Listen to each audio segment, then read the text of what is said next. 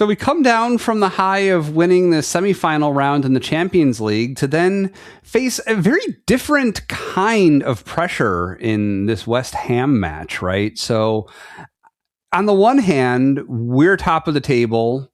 They're in the relegation zone at the beginning, at kickoff, right? And we're hoping to keep them there, basically.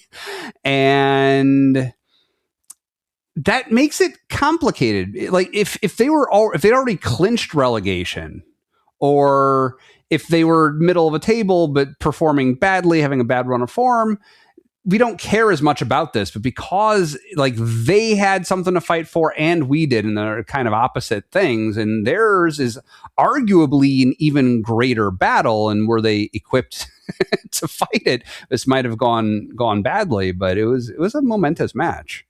Yeah, I mean, obviously for us, just from Arsenal's perspective, just like coming down from the high of Tuesday night. And thank goodness it was Tuesday to Sunday. And we had a lot of time to kind of...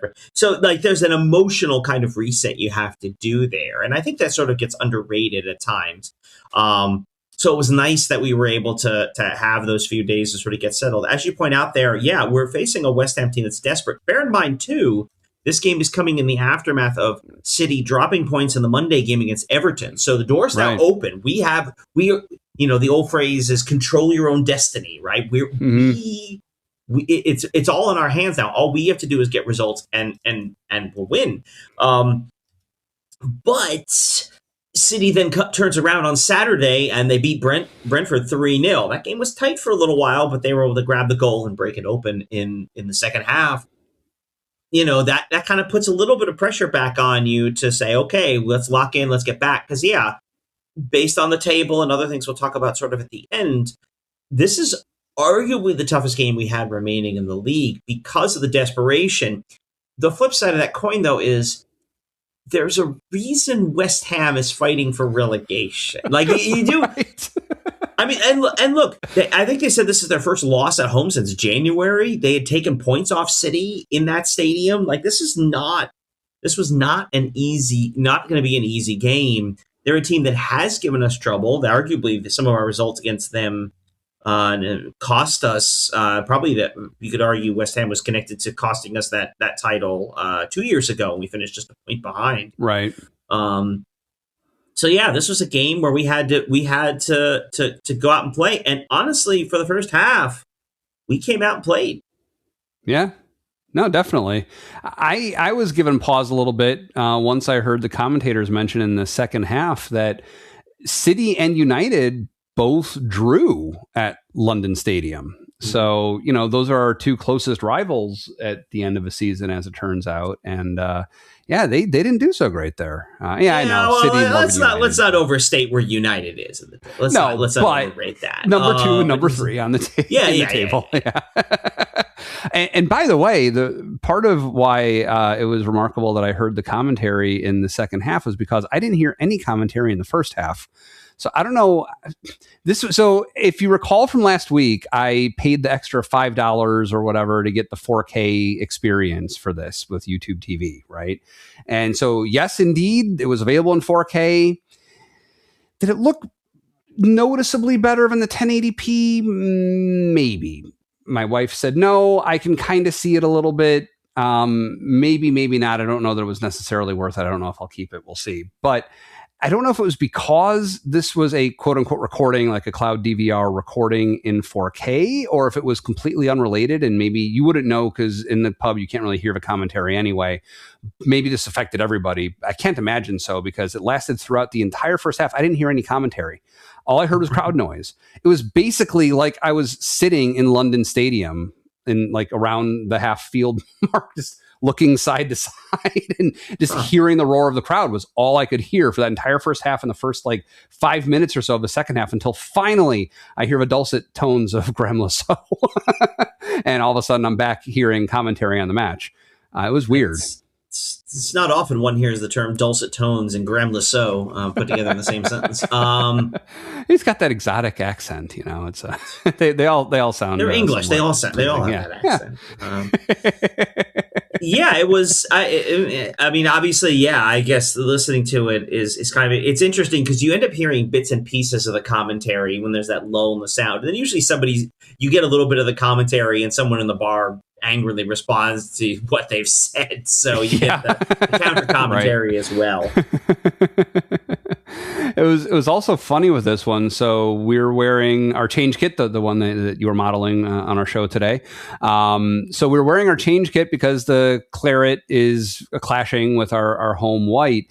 It worked out very well, though. I don't know what color their home shorts are. I don't know if they're blue or if what they were wearing today, like the white or off-white that they're wearing today is this actual normal home kit short. But the way it worked out was very harmonious with us wearing like the white with maroon trim and them wearing the claret with the like off-white shorts. Like our jerseys were fully complementary. It's like a duotone pitch. It looked really nice aesthetically. It was interesting. I am partial to the color combos we talked about, but it's interesting, especially because West Ham is very traditionally a claret and blue. Typically, it's the claret, like we're the red with white sleeves. They're claret with the blue, light blue, sky blue sleeves, right, which I've always liked. I think it's a nice look. Aston Villa does it. Burnley has done it as well, and I don't. So it's a little disappointing that they went with just the blue on the trim this season. I know we're not going to do too much kit talk because it's. There's 3 games left. They're not going to wear these much longer. But yeah, it was interesting. I think based on the schedule, we're probably done wearing the blue kit for the season for us. I think based on what we have left, it's going to be red or white. But it did, and more importantly, I could tell the difference. That's the important thing. I knew who was on which team, yes. And that's always that's the most important thing. Oh yeah.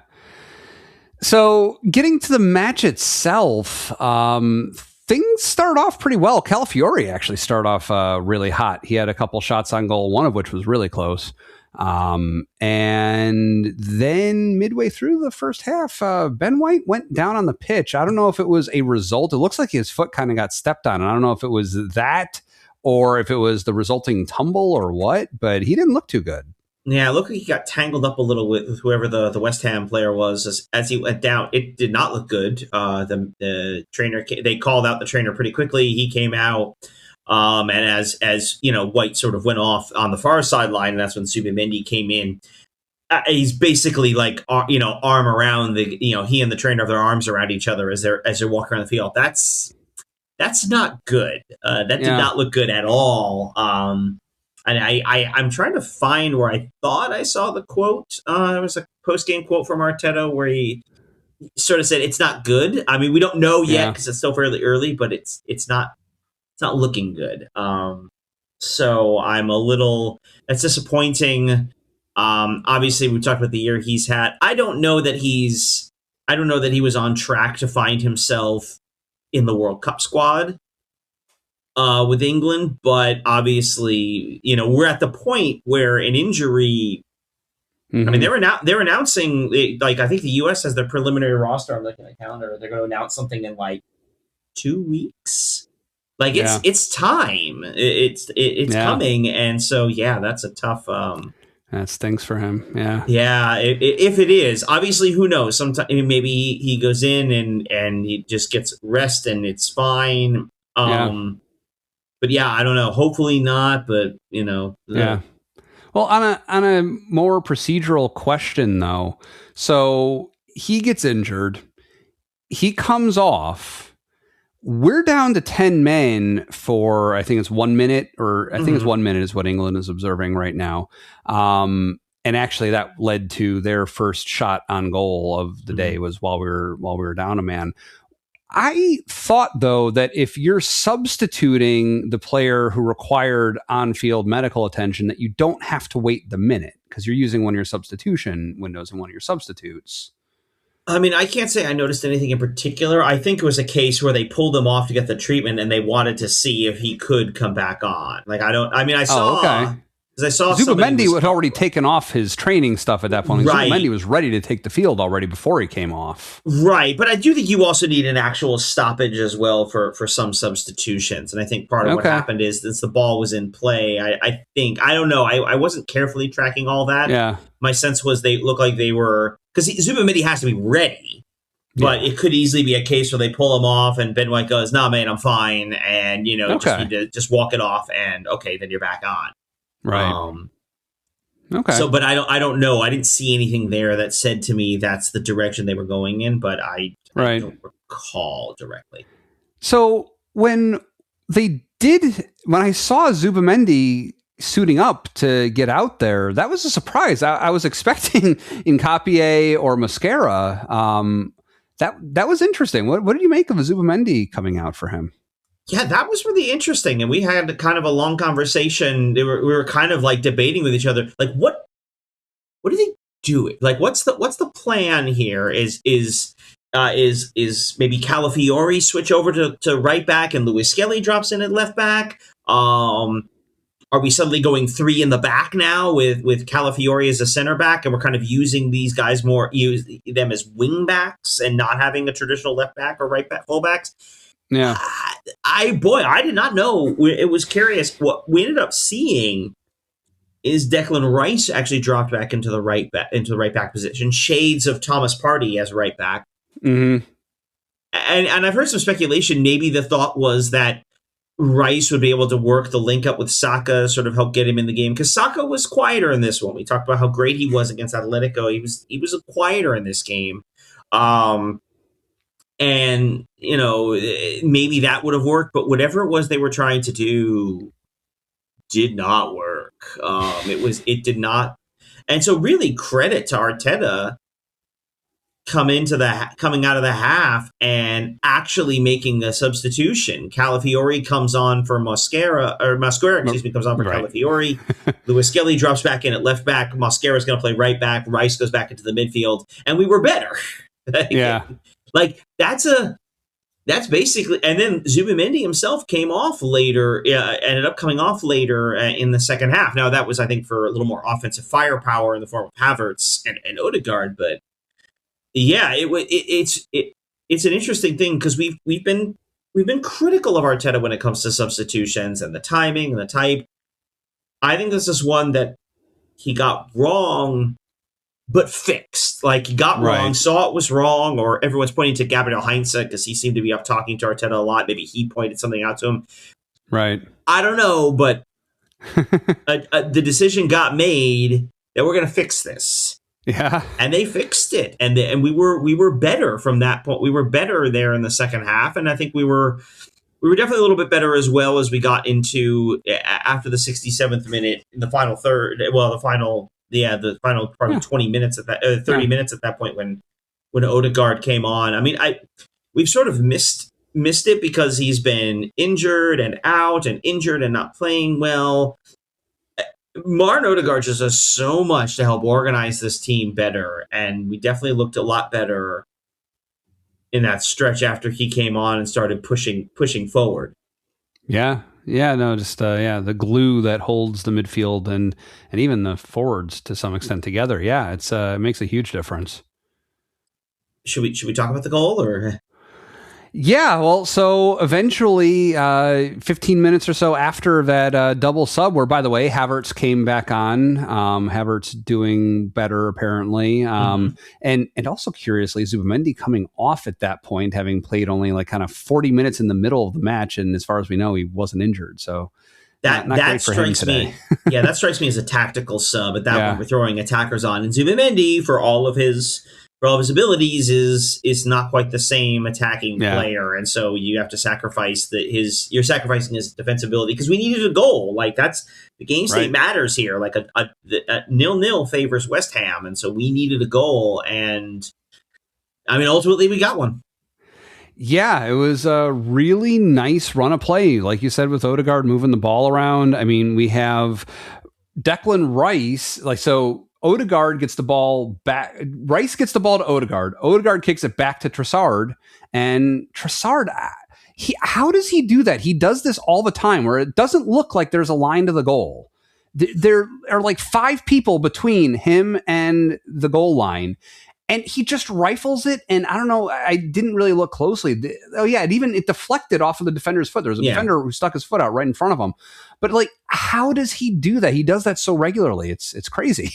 He's an aggressive shot taker. Like that's the kind of thing we've complained about from some of the other players, over the last year or so, right? That just some of them just won't shoot. And Trossard will pull the trigger, and yeah, he saw an opening, and it wasn't much of one, but it was enough. He got the shot off, and yeah, it was deflected, but ultimately just a lot of power. And I mean, obviously, I'm with a group, and so we're reacting collectively. Whereas you're myself, this one felt cathartic. Like, look at Trossard's celebration on that goal. Look at, I mean, we were bouncing off the walls at that point. It went a little nuts. It felt very plausible this was going to end up a draw.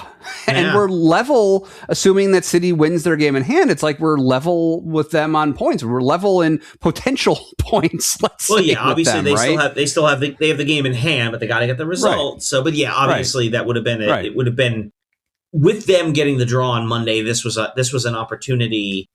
It was an opportunity for us to really sort of set our marker and stay out in front. And to miss that and to essentially go back even again would have been a huge miss. But my goodness, they found it. And it was just, it happened so late too, where it was just like really, by that point, you're coming to terms with the real possibility of us dropping 2 points again. And then the goal comes, and I was just like screaming, it's like, oh my God, we did it! These sons of, we did it. Yeah. I mean, and honestly, I mean, we're a couple of minutes removed at this point in the game from David Raya making arguably the save of the season in terms of the circumstances, where he gets that kick save on Fernandes. I mean, we outplayed them. We were a better team. They were not set. They did not come out, and it's not a surprise given the circumstances, given what's at stake for them, given their manager, Nuno. They were going to come out to muck things up, to play defensively. They played, this is going to sound more insulting than it is, they played like a championship team today. The championship is a rugged league.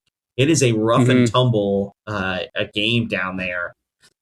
And that's what they played like. And there was a desperation to it. And then, again, circumstances being what they are, it makes a lot of sense. But credit to us for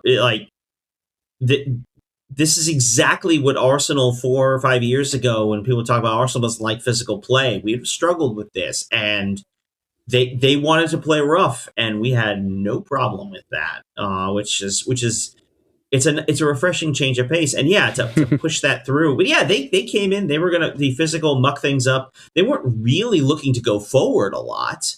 They carved out a couple of opportunities, but for the most part, they were looking to sit back. They were looking to try and grab the 0-0. And then you finally see them opening up a bit after the goal, because of course now they're desperate. Now they need something. They need a result. Right. It was a little disappointing that we couldn't quite take advantage of that. That felt like it should have been a little more like the Everton game a couple of weeks ago, the one that ended with Max Dowman's, sort of coup de grace there at the end. It felt like it should have been more like that, but we were scrambling a little bit in those final stages. Yeah. The physicality, I didn't mind it, except why does the referee why is he always blind? And not this referee in particular, just like any referee on any given day in the Premier League. Why are they blind to Gyökeres victimhood?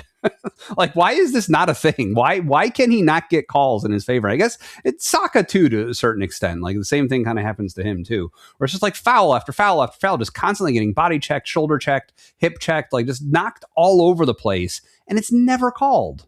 Yeah, we talked about this in the context of the Champions League game too, right? I mean, he is a physical player. He goes in, he likes to bang bodies. He's a big guy, it makes sense. But yeah, it does feel like he takes a lot of unnecessary contact. He should be getting more foul calls, and it seems like he never seems to get any sort of foul call, toward his favor, which is frustrating. Bigger. It takes a harder check to knock him down in the first place. Yeah, and again, we talked about the way the game is played these days. He has on a few occasions gone down easy. He's not innocent of that. But at a certain point, he's not getting. If he doesn't go down, then they assume it's not a foul. So you might as well. I don't know. It is a little annoying. I think this is probably the toughest situation we'll find related to that now in terms of the remainder of the season. But still, more importantly, it was nice to know that as a team, we were able to collectively force our way through it. Right. Just, again, not something that we would have been able to say a few years ago. Right. So that laid the groundwork for West Ham's last gasp, right? So we're in stoppage time, 5 minutes into a minimum 6 minutes of stoppage time, right? And they're awarded a corner kick. And they pull the goalie. I don't know. Is that the phrase for it? Do they use that in soccer? I know you pull the goalie in hockey. Is there a name for it in soccer, in English soccer? No, you don't. Because in hockey, the idea of pulling him is the goalie goes to the bench and another player comes on. Oh, okay. Him. So in soccer, in this case, they usually just talk about the keeper comes up for the right. kick is what they. Yeah, so spiritually the same kind of move. But yeah, so Hermansen, I think was his name. He's in the box alongside Raya, and I guess we're learning why the keepers wear different kits from each other. And they serve up a pretty well-placed corner kick. It was a good ball. It goes right into the middle of a 6-yard box. Raya gets his hands to it, but can't catch it, and it falls to the ground to be sent really hard into the goal. It bounces out, but it looked potentially, and you could definitely see it when they showed orthogonal to the goal line. You can definitely see it bounces off of Declan Rice, who was like standing in the middle of the goal at that point. Oh yeah, it was Callum Wilson, the shot. Yeah, that's definitely, that's definitely across the line. Yeah, definitely. Which leads me to wonder why Declan Rice was standing so far back. I guess he was probably overrunning after he was trying to tackle one of the American football tackle one of the players on West Ham. He's just in whatever position he finds himself when that ball gets struck. But so the referee points to the center of the pitch, like goal given, right? And then the VAR review begins. And it was another 3 minutes until the on-field official is called to the screen. Yeah, and then another minute before he renders his decision, right? And so we start seeing Mikel Arteta holding up his arm and hitting his own arm, basically indicating what they saw on their replay, that Raya's arms were obstructed, is what Arsenal is claiming, what Arteta is claiming, and what Raya is presumably telling the referee to his face. Seeing it in the replay over and over and over and over again. We saw this quite a few times. So many times. It is very clear that I don't remember the name of the player, but whatever player was obstructing Raya, not only to me was he holding his arm, which is apparently the key no-no. Not only that, but by having his arm in that position across Raya's entire body, across his throat and his chest, and then grabbing the far arm on the other side of Raya's body, he also impeded Raya from jumping up using his verticality to catch that. We know Raya catches that 9 times out of 10 or more, right? That's what he does, right? Yeah. And for him to only get fingertips so his feet don't leave the ground, he couldn't leave the ground. That to me was even worse than the arm being held in place, was that he couldn't jump. So the referee does end up calling it back. So I guess the 2 questions out of this that I would pose to you are, first of all, foul or not a foul? I think we probably would both agree that is a foul. But the more important question is, how do we feel in the context of certain other decisions going other ways against us recently? Given that the call on the field was that it was a goal, is this clear and obvious? Should this have been overturned is my big question. And I don't know how I necessarily fall on that, because I could see it both ways. So we don't like the idea. I don't think this is perfectly fair. We don't like the idea of refereeing being situational, right? The idea that, well, I'm not going to give a yellow card because it's only the 3rd minute of the game. We don't like that idea, and I understand that. But a lot of what stemmed from this sort of the length of time taken for this review, because that's a fair criticism, is how long this all took. Yeah, and a lot of the post-game commentary, which I think is perfectly fair, settle around, look, for all the things we talked about, right? Because of what this goal potentially meant to both teams, as well as other teams in the league. Yeah. This was a potentially momentous event in the course of the season. And so the impetus really on the referees there is, this is one you want to get right. And they basically said, as they went through it, they like basically looked at every single player in the box there to catch what was going on. Because you're right, there's a handful of them where Arsenal players basically tackling West Ham players. Yeah. Their guys are pulling each other back. There's like, but basically what they look and saw was it was Pablo, who had his arm across Raya's pulling him. There's another one was it was Todibo has Raya's jersey. Like you can see the view from behind him. It's clearly pulling the jersey. Mm-hmm. And Raya's unable to get to the ball. Now, are there other fouls in that circumstance in terms of Arsenal players and West Ham players? Yeah.